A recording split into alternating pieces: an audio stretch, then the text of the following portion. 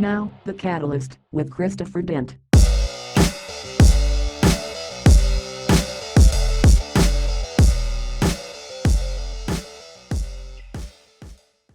This is The Catalyst and I am Christopher Dent. The Catalyst is a podcast which highlights forward-thinking, community-minded people and organisations. Please like us and follow us on Facebook at The Catalyst. If you'd like to share some feedback or have anyone you think we should be interviewing, please email us on thecatalyst@outlook.com.au.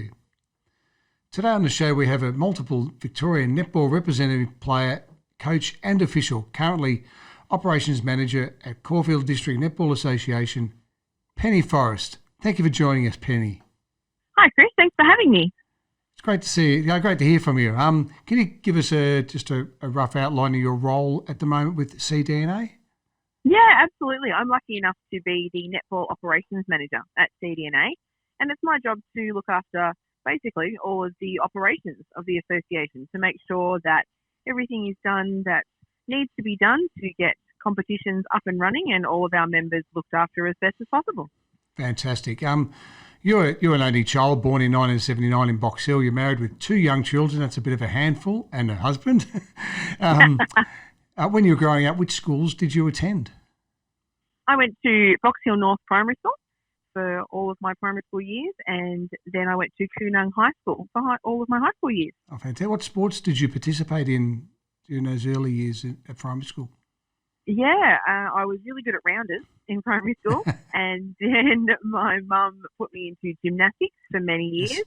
and then she took me out of gymnastics, and I got put into netball, Yep. and I also played some softball along the way. But yeah, once you put me into netball, the rest is history. Fantastic.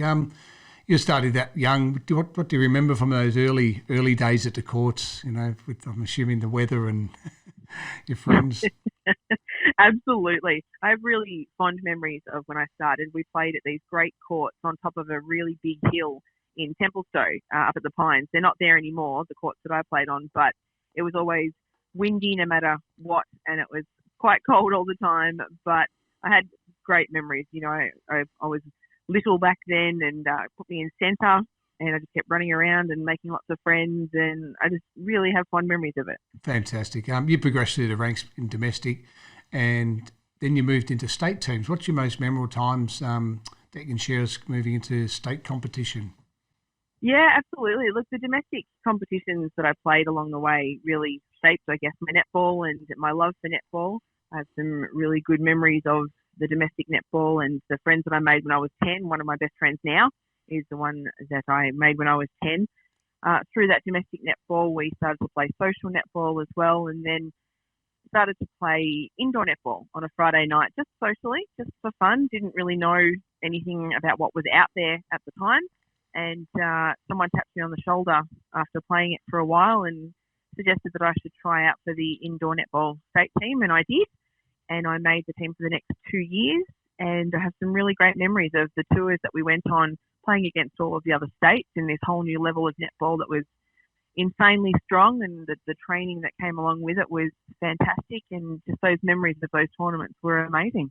Oh, fantastic. What age group was that? When I got into there, I was in the open age. Opens in the yeah. Yep, fantastic. When you became a coach at age 15, what was your motivation to head into the coaching world?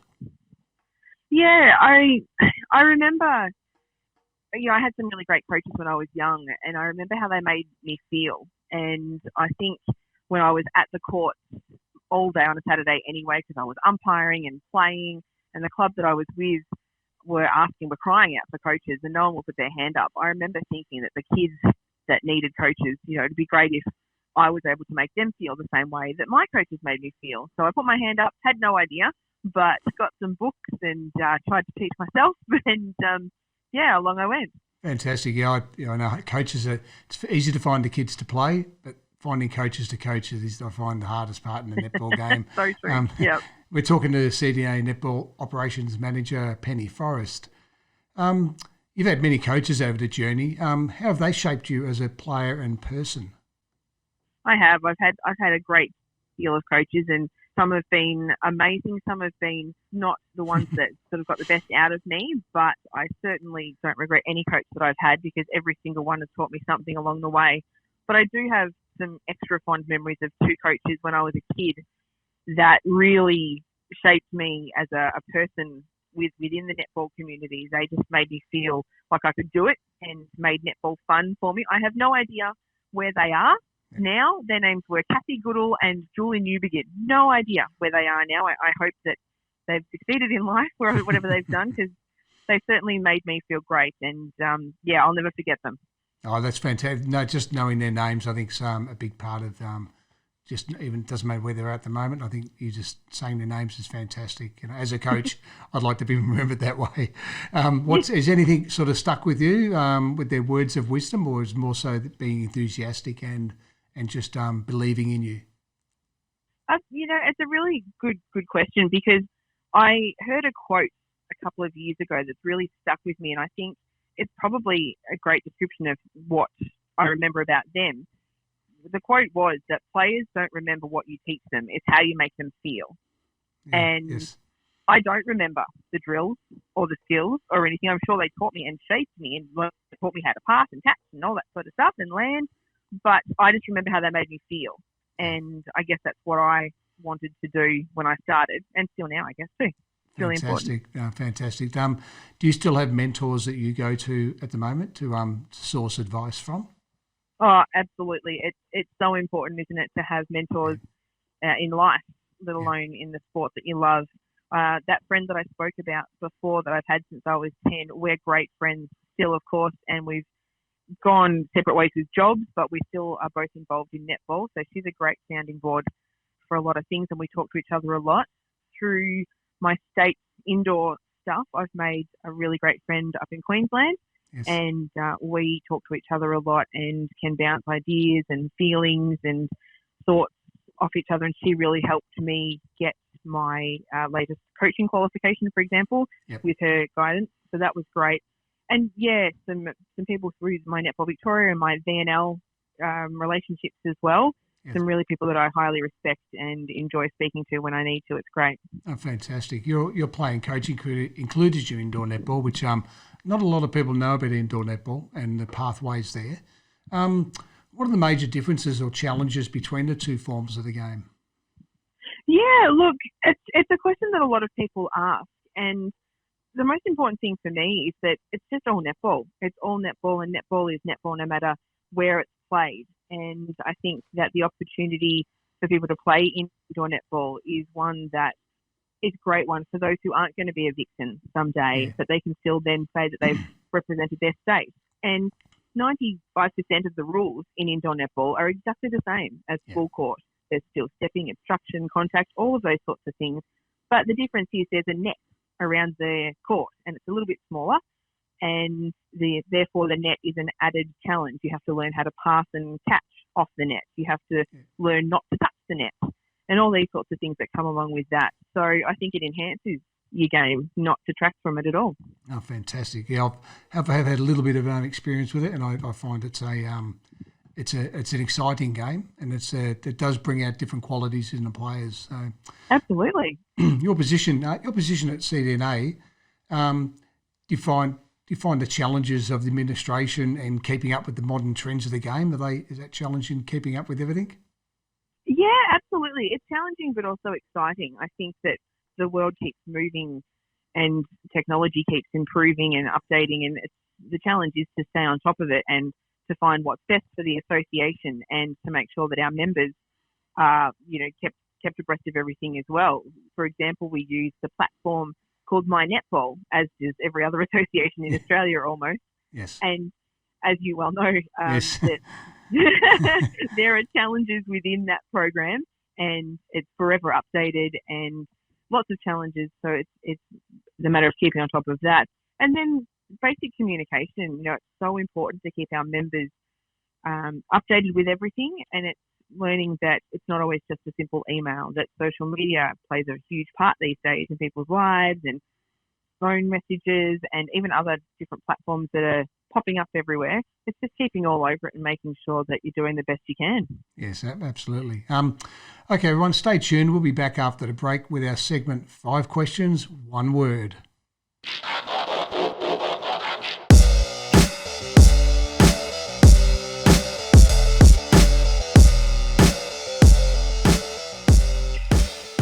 Welcome back. We are talking to CDNA Netball Operations Manager Penny Forrest. One of our segments on our show, we have 5 questions, 1 word. So, Penny, I will ask you 5 questions and you give me 1 word answers. You ready? Okay. Okay, the first one, your favourite TV show? Lego Masters. Oh, yes. I've got into that myself. Number 2 is netball for you in 1 word. Exciting. Okay, your favourite food? Gelati. Oh, yum. Your worst household chore? Oh, cooking. And this is probably what irritates you the most? Oh, it's 2 words, but bad manners. Yep, no, I'll take that. With the pandemic that's happening at the moment, this is why we brought the podcast on board to get something done, to have something to do and to sort of reach out to the public when we couldn't. So I assume that the challenges of the COVID-19 pandemic with CDNA, along with other sporting organisations, are putting the competitions in turmoil. How are you guys handling it at the association? Yeah, look, it's great that people like you have done a podcast like this to get the word out from people. And I think that is one of the huge challenges, is that life has changed so much for everybody that we're sort of having to roll with it as much as possible because it's ever changing. You know, I'm working from home now, and that presents its own challenges with 2 little kids who I'm homeschooling and all these sorts of things. But, you know, obviously we are trying to keep as up to date as possible with what the government and the Australian government and the Victorian government and Netball Victoria keep us up to date with, as well as in regards to restrictions and all those sorts of things. Obviously, we and everyone else in Australia want to get back out on the netball court as soon as we can. So it's just a matter of making sure that we're prepared for it and we're ready to put any plan in place that we need to keep our members safe and whatever we can do to help the competition run as safely but as properly as possible when it's ready to go. Yeah, I think still the message is to stay home and keep our social distancing. But I think at the end of the day, I think the health of it's probably the only time in our lifetimes that my health directly impacts other people.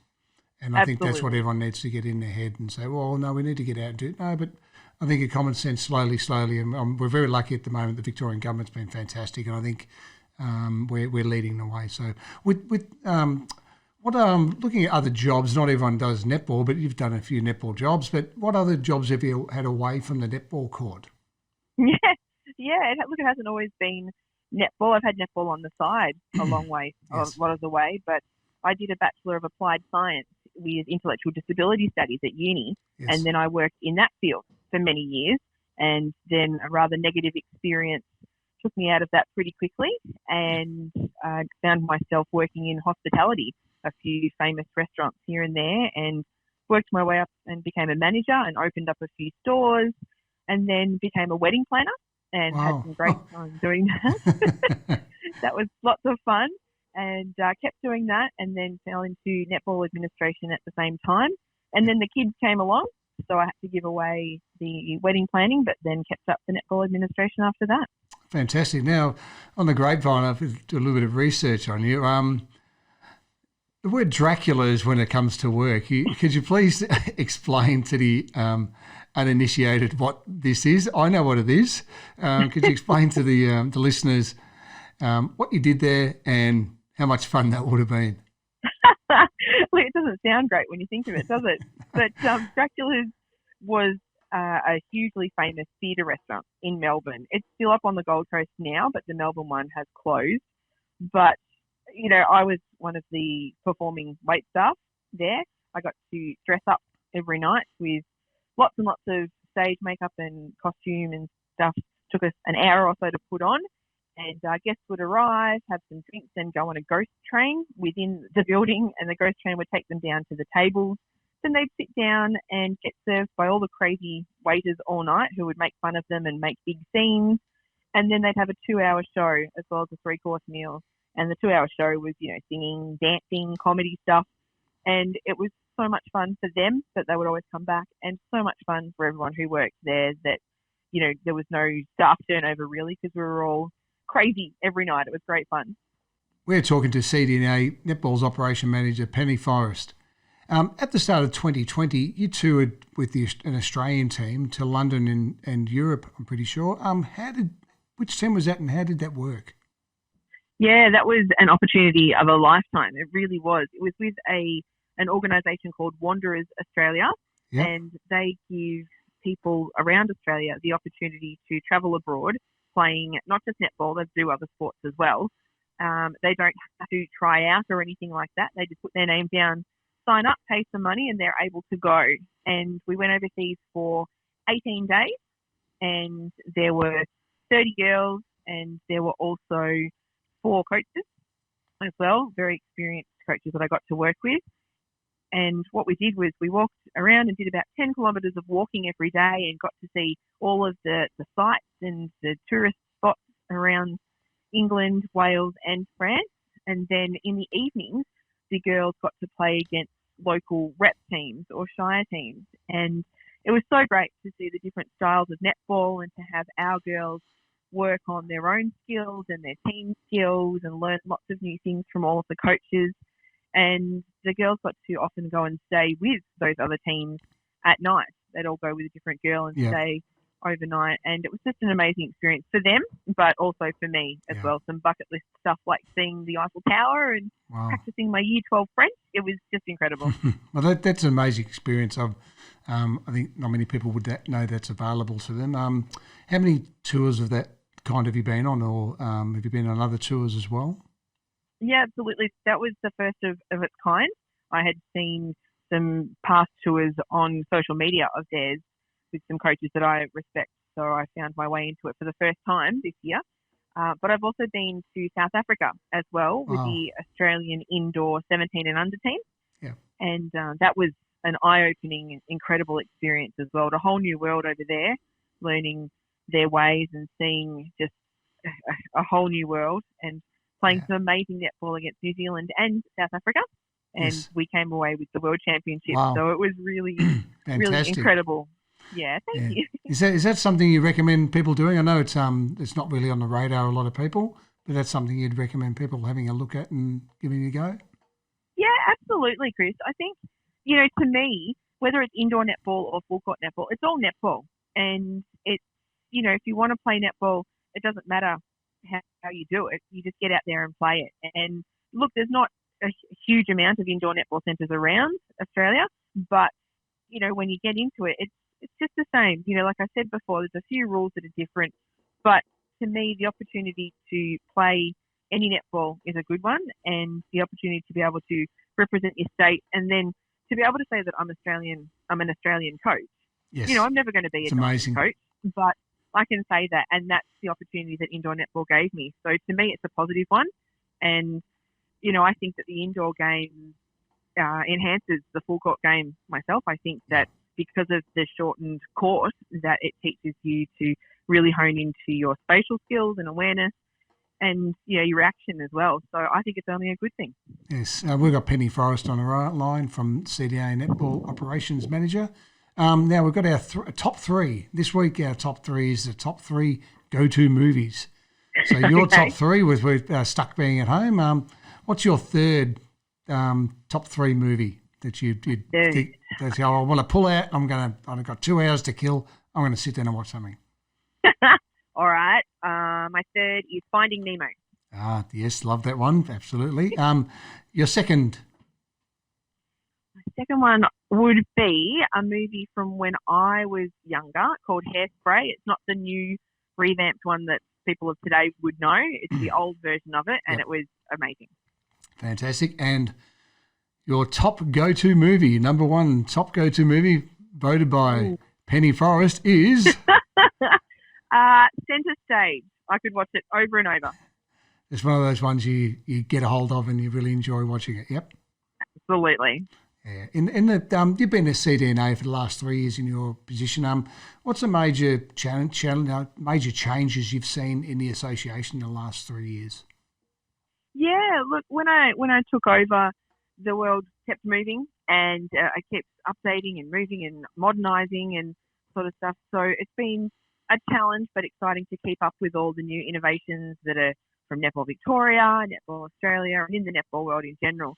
So I think we've really worked hard at keeping on top of things and making sure that we move forward as much as possible. And I think we've really kept up and hopefully improved the communication from us to all of our members and really made sure that our culture is a positive and welcoming one that people want to be a part of. And Yes. the committee are really working hard behind the scenes, and me on the front line, just to make sure that, we've had bylaws and new policies and all of these updates that we've been doing behind the scenes to really make sure that we just keep together as, a wholesome association that people want to be a part of. Yeah, there's got to be, and people have got to remember it's fun, but we've got to, I think most of the changes, as you said, are probably a lot of societal changes that we need to keep in line with. But with how do you think netball is holding up as a code? Yeah, look, I think the fact that Channel 9 picked up Suncorp Super Netball last year is a positive one, and it puts it out there in the public eye for people who perhaps don't play it or don't see it often. I think the exposure to men's netball has become much bigger in the last few years. It's been around for ages, but the exposure is opened up to a whole new level of people. And, I think it's not competing against other codes. It's working alongside it. I think people are playing both, like football and netball. So, I think it's doing all right. Yes. Where do you see netball in probably the next 10 years? Look, I hope, and I think that it will continue to grow. I think, statistics say that it is one of the most played sports in Australia, and I think that, with the ever-growing population, and if we get back to normality, that is, I think it's good. I think the councils are on board with building courts around the place for people and upgrading facilities. I think, if we keep having lots of hardworking associations around, I think there'll be lots of places for people to play, and I think the interest, hopefully, will continue to grow. Yes, absolutely. What are the biggest obstacles you've faced as an association, do you feel? Yeah, look, we're lucky to have a great relationship with our council, the Glenara Council. We're very lucky. So we do get to speak to them a lot about the facility that we've got, which is a great facility. We do have the 10 courts, but look, there's no shade at all, and that is a thing to think about for all of our members. Yes. With them about, which is great. Yep. I think another obstacle for us, which is an obstacle but also something that isn't necessarily a negative, is the fact that there's other associations around us and football netball around us. We deliberately made a decision to finish our Saturday competition at 1:30, and that's so our members could go off and play at other associations. Yes. And, football netball, for example, is huge. It's getting bigger and bigger on Saturday afternoons, and we think it's great to be able to let our players and our umpires go off and play other netball or even have jobs in the afternoon. Yes. So I guess the challenges with that are making sure that we keep the competition to that time, that we don't go over many numbers that explode the competition. So we need to make sure we look after all of our existing members like that. Yeah, absolutely. I think working hand in hand with the associations that are close to you, that neighbour you, I think it's a big thing. I remember when I was president of Kingston Netball District Netball Association. We try and work hand in hand with the other ones around us. Just makes everything work well. So I'd just like to say a huge thank you to our guest Penny Forrest, Netball Operations Manager at Caulfield District Netball Association. Thank you so much for joining us today. Thank you so much for having me, Chris. I hope that we can return to some sort of normality soon, and I get to see you out of the netball court again soon. Absolutely. Looking forward to it soon. Thanks so much. Thanks, Chris. Bye. Thank you for joining us today. This is The Catalyst, and I am Christopher Dent. The Catalyst is a podcast which highlights forward-thinking, community-minded people and organisations. Please like and follow us on Facebook at The Catalyst. If you'd like to share some feedback or have anyone you think that we should be interviewing, please email us on thecatalyst@outlook.com.au. See you next time.